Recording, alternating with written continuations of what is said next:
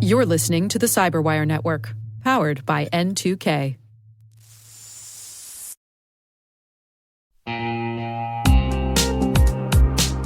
And now, a word from our sponsor.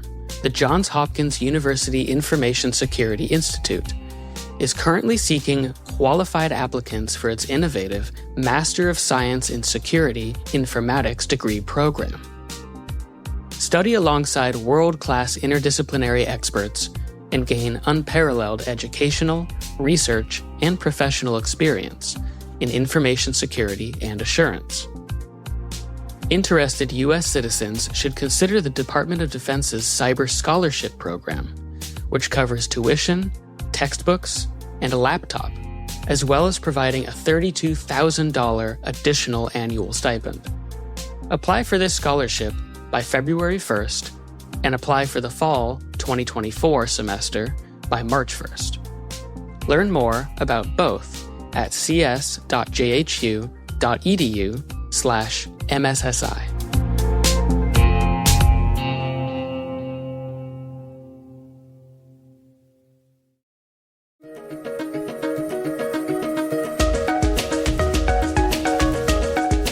Hello, everyone, and welcome to the CyberWire's Research Saturday. I'm Dave Bittner, and this is our weekly conversation with researchers and analysts tracking down the threats and vulnerabilities, solving some of the hard problems, and protecting ourselves in a rapidly evolving cyberspace. Thanks for joining us.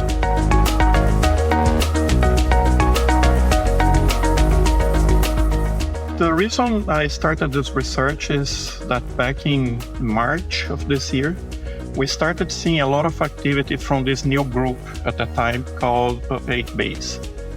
That's Guilherme Venere, a threat researcher with Cisco Talos. Today we're discussing a deep dive into Phobos ransomware recently deployed by 8base Group.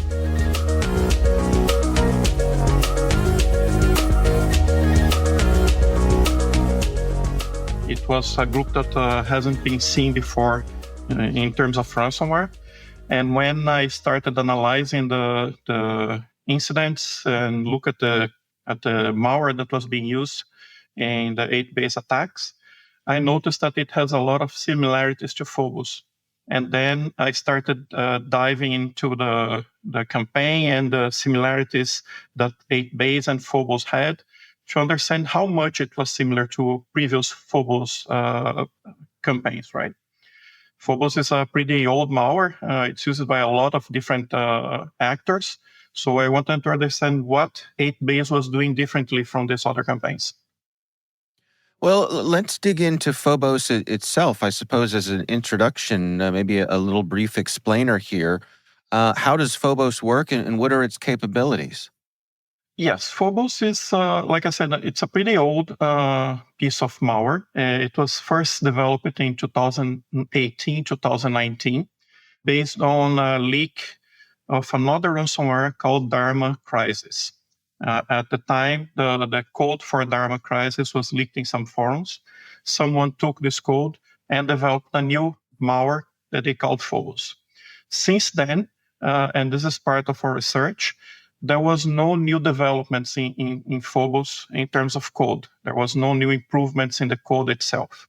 So when we saw the events caused by 8base, I wanted to understand why they were so successful and so active using a piece of malware that in theory should have been detected by everybody. And that's a part of the first research where we try to understand how 8base it was using Phobos in their campaigns. Well, let's dig into that specifically. What did you find there? The first thing that I noticed is that the samples that 8base was using, the malware that 8base was using to infect the machines and encrypt the machines, was actually bigger in terms of size than a common Phobos binary. When I look at the samples, I noticed that they were very obfuscated, which means that the code in the file itself was very different from the original Phobos code. And I noticed that they were using a piece of software called a loader, which is another malware that is used to load different payloads, right, into the user's machine. This malware is called smoke loader, and it's heavily obfuscated. The code is very difficult and it mutates a lot. So it's very difficult to analyze. 8base was using this loader to drop the 8base, the ransomware Phobos on the machine of the infected victims. Is it fair to call what 8base is using Phobos? I mean, is it close enough to the original that it's still the same thing?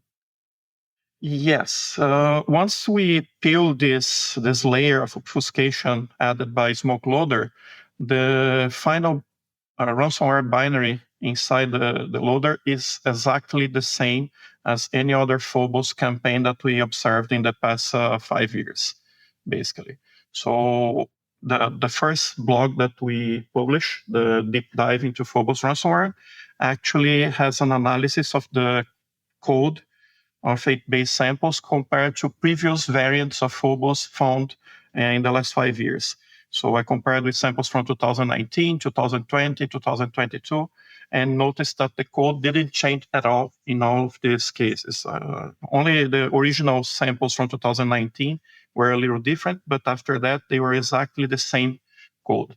The only difference in terms of content was the configuration file that we found inside the samples, the configuration data that we found inside the samples.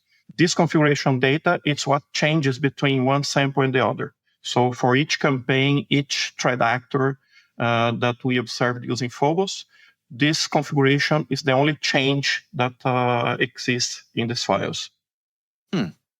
Well, let's dig into Phobos' capabilities here. What can it do? Phobos is a common ransomware capable of encrypting files on a user's machine. So in order to do that, it has two methods of encryption. One is for files of small size, less than 1.3 megabytes, where it encrypts the entire file. The encryption happens by creating a random encryption key called an AES key for each file that is encrypted. This random AES key is then added to the end of the file, and along with some metadata about that file, for example, the original name of the file, original size, things like that. And this data at the end of the file is encrypted with an RSA key. That RSA key is what is used to decrypt the file later if the user paid the ransom, right? So that's the first method. The second method is in case the file is big.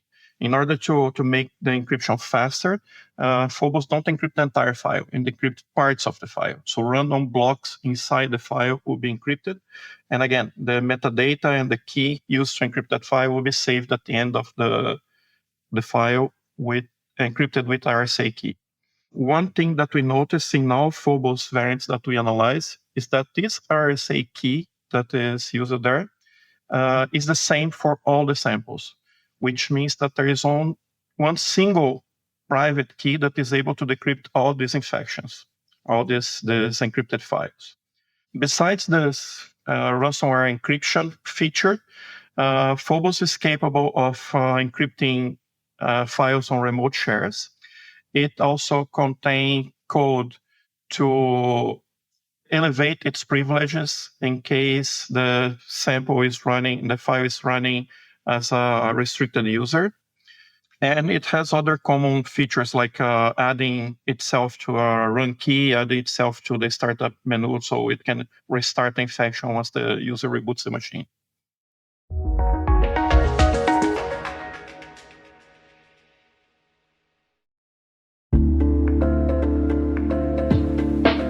Hey everybody, I want to take a few minutes here and talk about our sponsor, Splunk.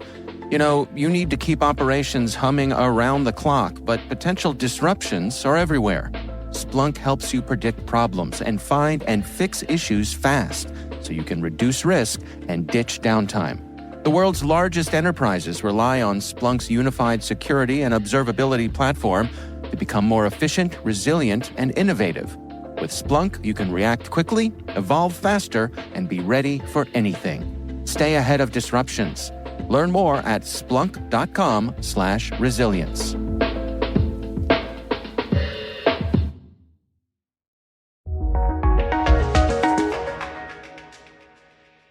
What can you tell us in terms of command and control? Yeah, Phobos don't have a typical command and control structure.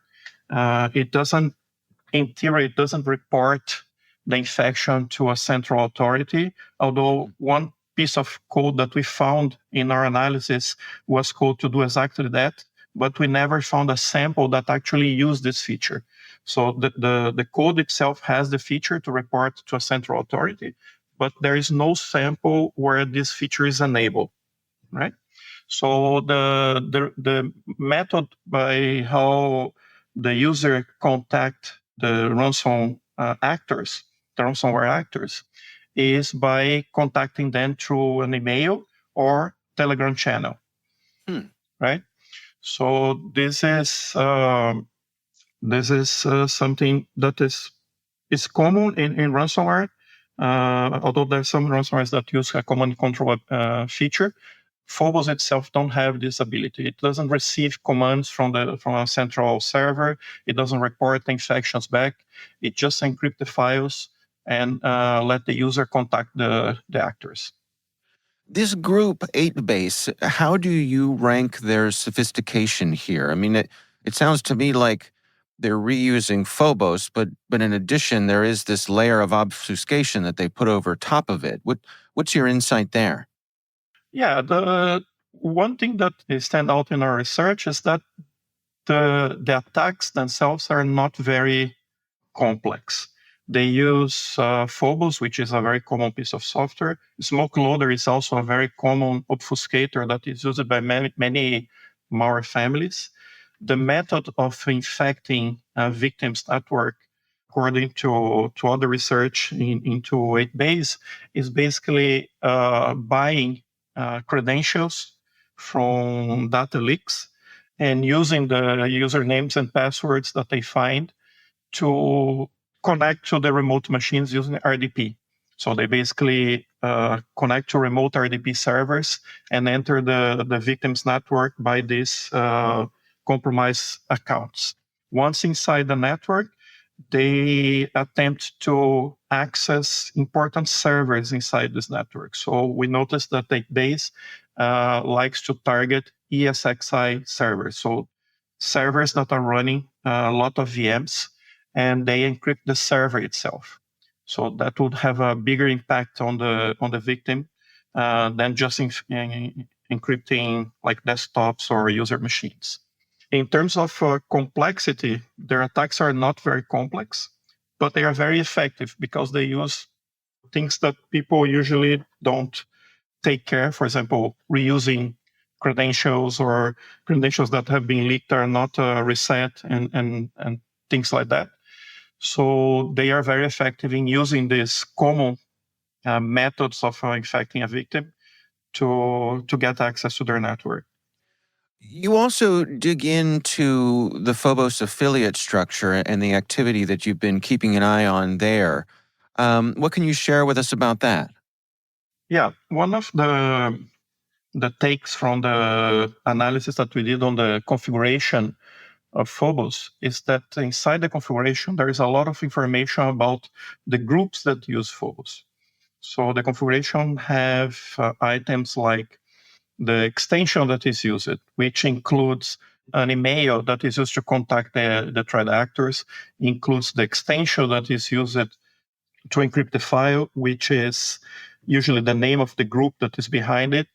And it contains a specific item that is a list of extensions that should be avoided by the ransomware.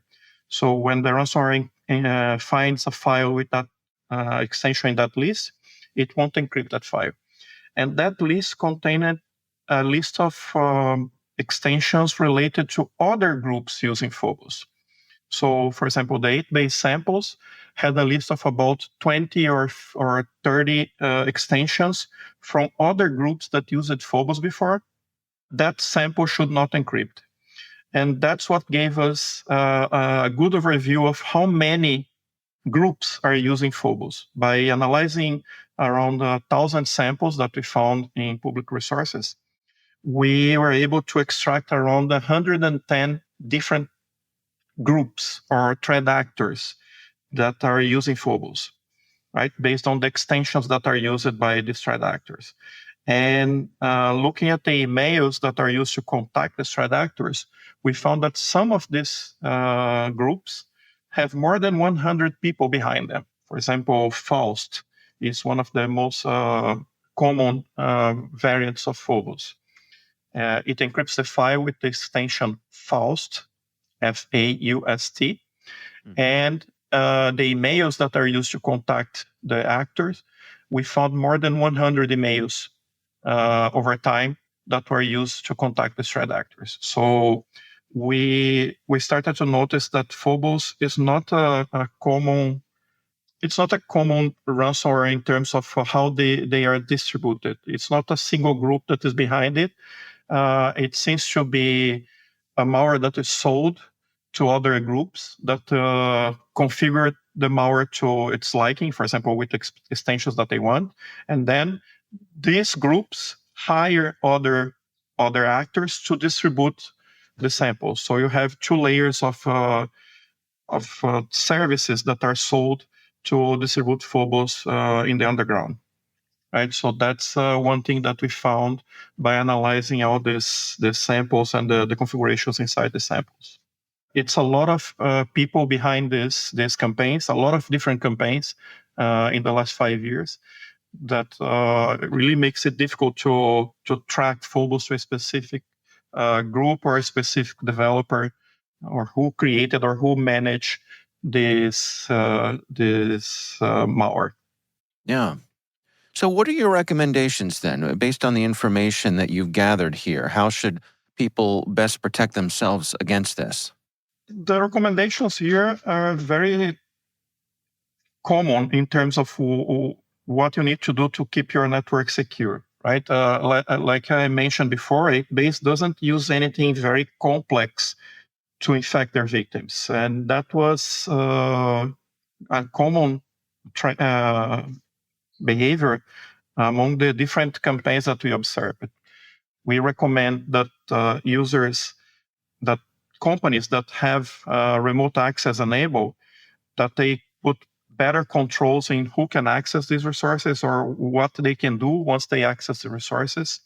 We recommend that credentials that have been leaked or that are known to be leaked be reset and be monitored for access from unknown sources, for example. So this will prevent RDP access like 8-base used to access these victims. Security tools that are used to detect uncommon behavior. For example, a file that is encrypting a lot of samples, a lot of files in a user's machine, it has a sequence of events that it creates that most of the security tools in use can detect.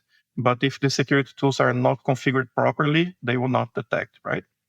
In general, just keep an eye on the security tools and take any event that is generated by them seriously and analyze these events and see if there is nothing else behind a simple event. For example, if your security tool detects that backups were disabled on a machine, that's a common behavior from ransomware that disable the backups in a machine before encrypting the files.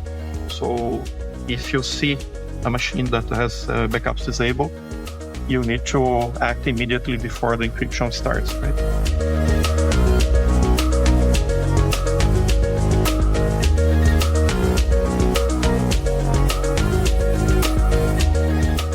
Our thanks to Guilherme Venere from Cisco Talos for joining us.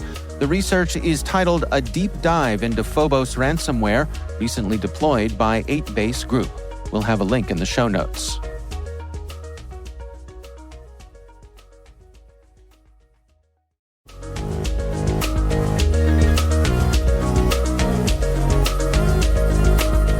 The CyberWire Research Saturday podcast is a production of N2K Networks. N2K Strategic Workforce Intelligence optimizes the value of your biggest investment, your people. We make you smarter about your team while making your team smarter. Learn more at n2k.com. This episode was produced by Liz Irvin, with mixing by Elliot Peltzman.